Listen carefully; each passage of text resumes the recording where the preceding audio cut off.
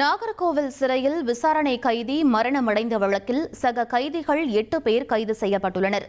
சபரிவர்மன் மரண வழக்கில் ஏற்கனவே கைதான வார்டன்கள் அளித்த வாக்குமூலத்தின் அடிப்படையில் சக கைதிகள் 8 பேரை கைது செய்து போலீசார் விசாரணை மேற்கொண்டு வருகின்றனர். கொலை வழக்கு உள்ளிட்ட மேலும் 7 பிரிவுகள் சேர்க்கப்பட்டு விசாரணை தீவிரமடைந்துள்ளது. இதனிடையே சபரிவர்மன் மனைவிக்கு அரசு வேலை மற்றும் உரிய இழப்பீடு வழங்க வேண்டும் என வலியுறுத்தி அவரது உடலை வாங்க உறவினர்கள் மறுத்துள்ளனர்.